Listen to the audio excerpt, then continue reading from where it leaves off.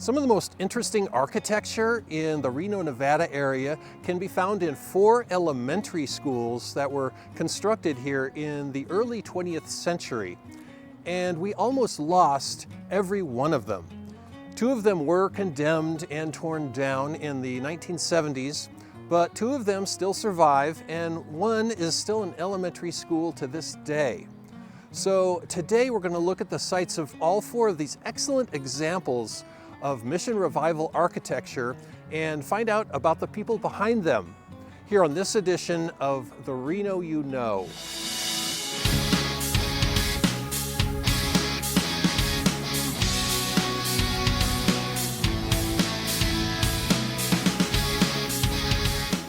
In the first few years of the 20th century, Reno was experiencing a population boom, and the community found itself facing overcrowded schools and school buildings that were in need of serious maintenance.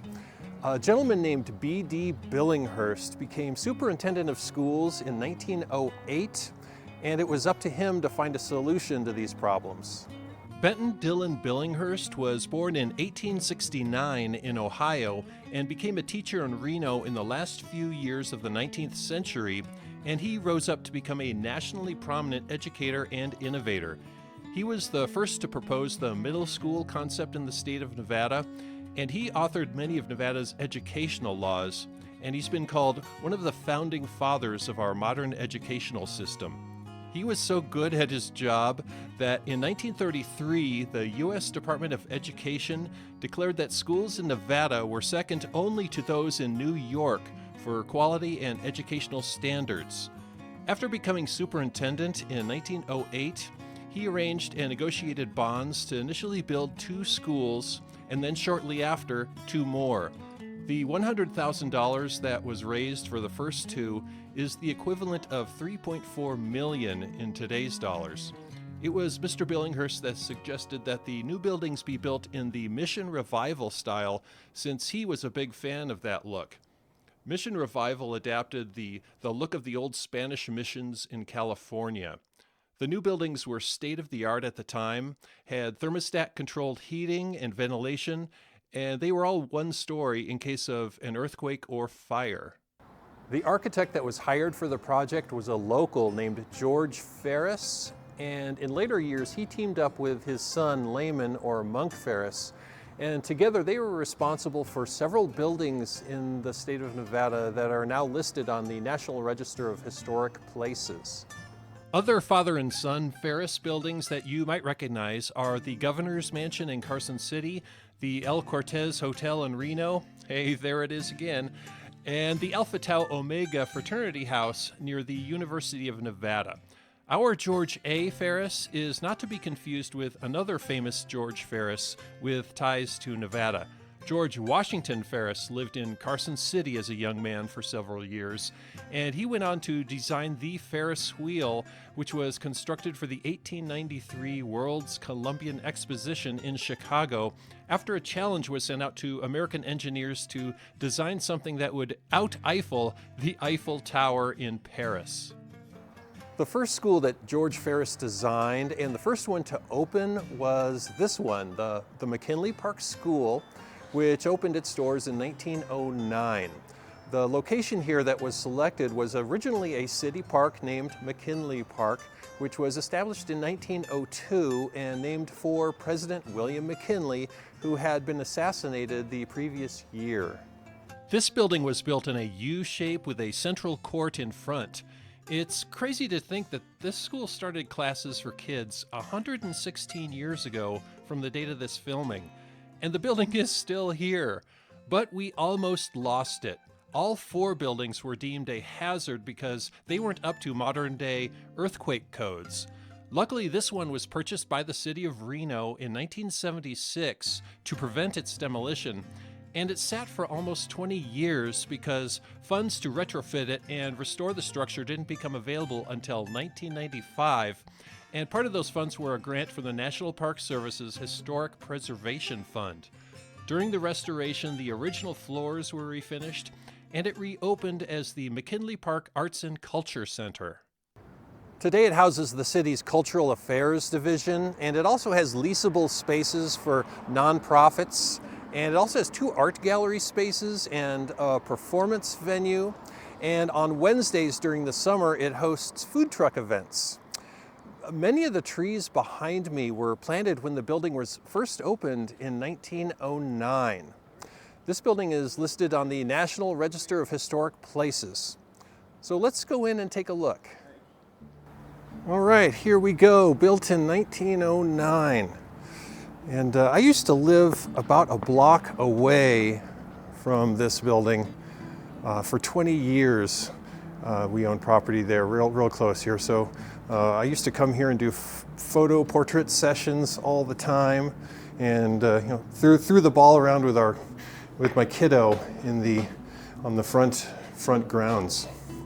But this is the Arts and Culture Center.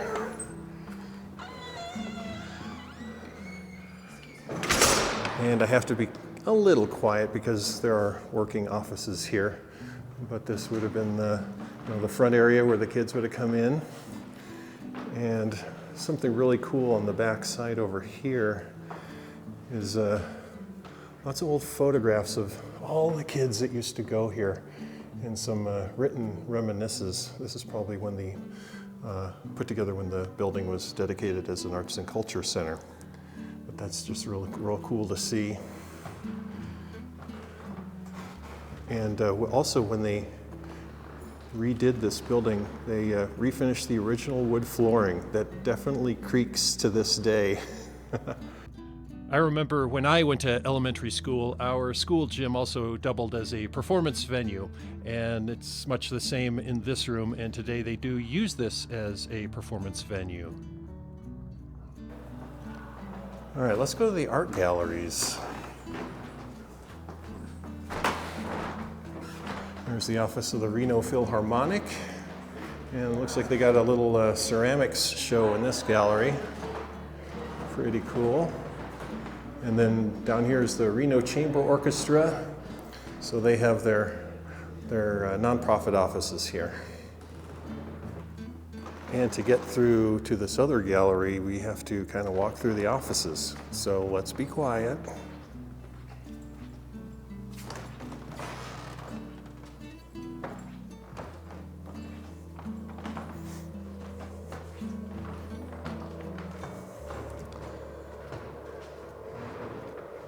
And this is the other art gallery space that used to be filled with kids 100 years ago. And in 2005, 20 years ago from the date of this filming, I myself had an art show here of my landscape photography in the middle of Art Town, July of 2005. If I can dig up any photographs of that show, I'll put them up here on the video. One of the old classrooms has been repurposed into a conference room that you can rent or reserve for your meeting or special event or conference. This building received the City of Reno's Historic Preservation Award for a non-residential structure in the year 2000. This parking lot was once the McKinley School's playground, and it was converted years ago.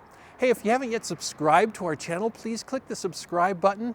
Growing this channel simply means better content for you down the road. And please click the like button, that gives the video some traction.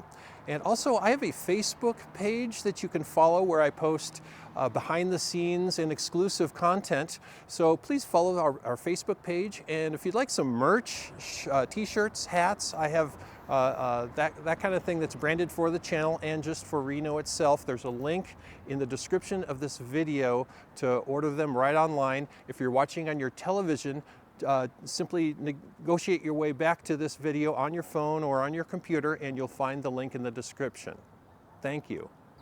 The second school to open was the Orvis Ring Grammar School, which was located on this site on Evans Avenue between 7th and 8th Streets.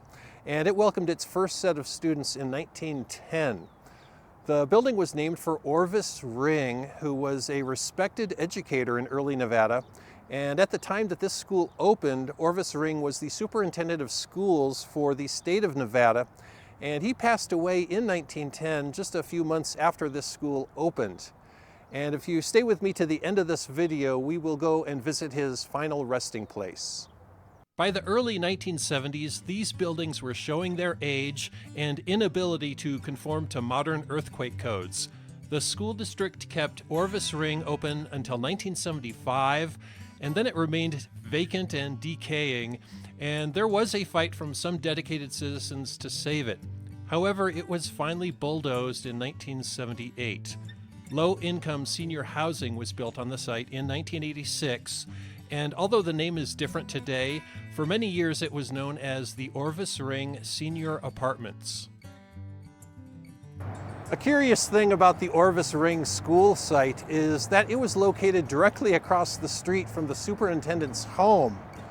This beautiful house behind me was built in 1910 at 729 Evans Avenue, and this was the home of B.D. Billinghurst from 1910 until he passed away in 1935. And we almost lost this house as well.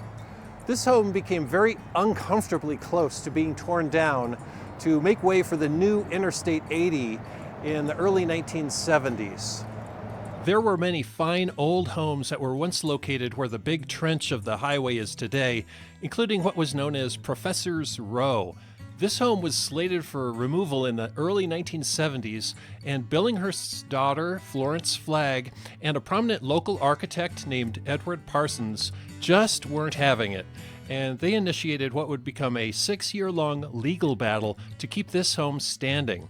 Several time extensions were granted by the Nevada Highway Department, and a last-minute reprieve by then Nevada Governor Mike O'Callahan temporarily saved it in 1974 after it was placed on the National Register of Historic Places. But it was still at risk until someone bought the house. It was finally purchased in 1977 at auction for $48,000, restored, and it was approved for commercial use. Today the home is the property and office of a local attorney who shared with me a look in the interior, and he showed me the National Register sign and shared a photo of B.D. Billinghurst.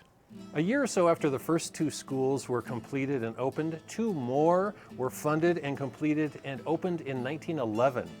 And this one, the Mount Rose School here on Lander Street, is still, remarkably, an elementary school, 114 years after first opening. And this is the only school of the 4 that survives to this day as a school.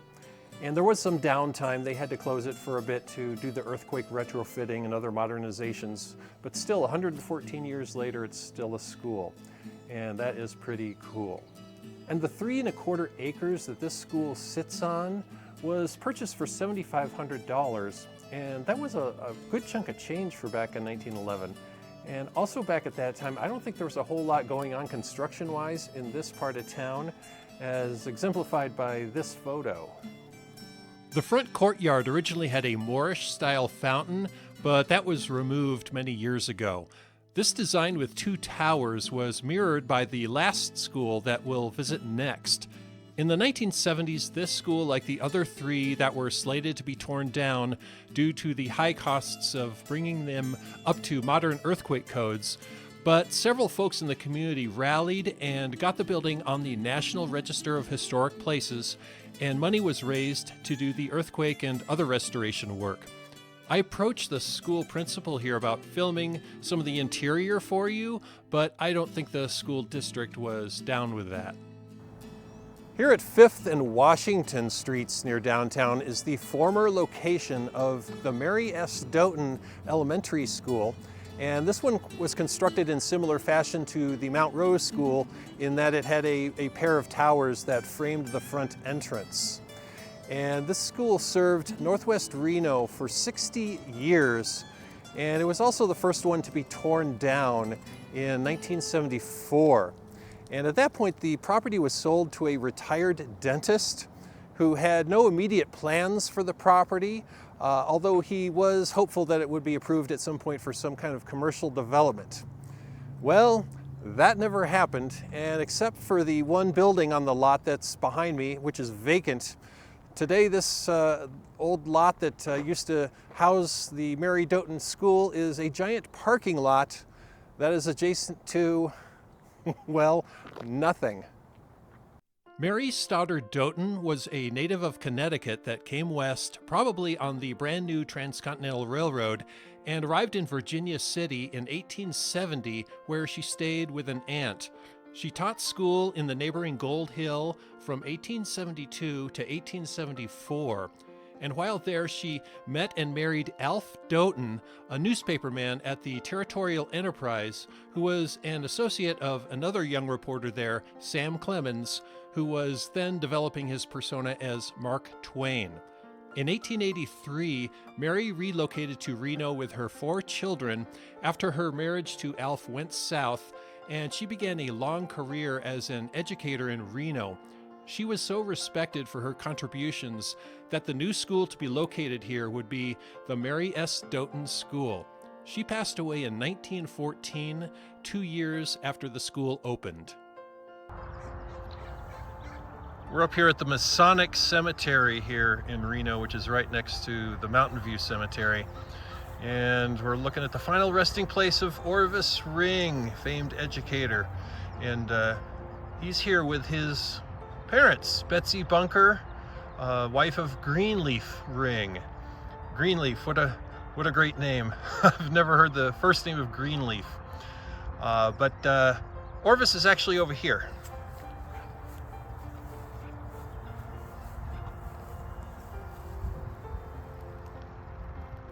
Also at the Masonic Cemetery here above Reno is the final resting place of the Dotens. Alf and Mary both rest here in this big plot.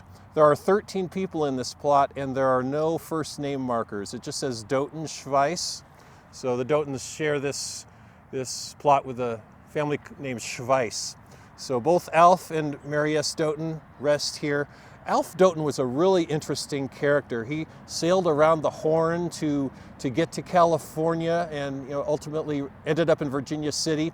He kept a meticulous journal for most of his life, daily entries regarding even everyday things, and his journals were published, I believe, in the 1940s or 1950s in 3 volumes. If you're interested in the history of this area, I highly recommend The Diaries of Alf Doten, who of course was also a friend of Mark Twain. So Alf rests here, Mary S. Doten rests here, as well as Mary's mother, Sarah Stoddard. She's in the same plot here, and 2 of their daughters, Bessie Barton and Goodwin Doten, also rest here at the Masonic Cemetery for all eternity. Superintendent Billinghurst had a middle school on Plumas Street named in his honor during his lifetime in 1930, and we visited that site on my New Deal Sites video. I will leave a link to that video at the end of this one. And although that school was torn down also in the 1970s, this new middle school in Northwest Reno now bears his name to continue the tradition of honoring the gentleman that did so much for educating the youth of Reno in the early 20th century. All right, thanks for hanging out with me to the end of this video. I hope you enjoyed it, and I've got a question. Did you go to one of these schools? Did you attend Mary S. Doten or Orvis Ring or Mount Rose or McKinley? If you did, please leave a comment in the comments section of this video. Love to hear your experiences. Who were your friends? Who were your teachers? Were you on the honor roll? Did you get suspended for fights? Please leave a comment. If you're watching this on your TV, you might need to go back to this video on your computer or your phone, but please leave a comment. I read them all, and I try to reply to as many of them as I can. And we're finishing this episode up at the EP Listening Lounge on Wells Avenue in Reno. And I found out about this recently. I guess they've been open for about 2 years and change. But I was watching another local YouTuber, JT's Record Room, who is a very vinyl record-centric channel, and I found out about the listening lounge from him. And you can buy vinyl records here. You can come get a craft beer, listen to them spin the vinyl records. And I believe on Mondays you can even bring in your own records and they'll play them. So come check out the EP Listening Lounge. And I am enjoying a Rogue Dead Guy Ale. Rogue's been around forever. It's one of my favorite breweries. And every time we travel through Newport, Oregon, we always stop at the Rogue Brewery, which is located right on the bay. It's a beautiful location if you've never been there. So check out Rogue. And that is all I have for you. I have been working on 2 episodes simultaneously, and so the next one should be up fairly shortly. So watch for that one. So until next time, as Harold S. Smith Sr. of Harold's Club always said, I'm with you. Cheers.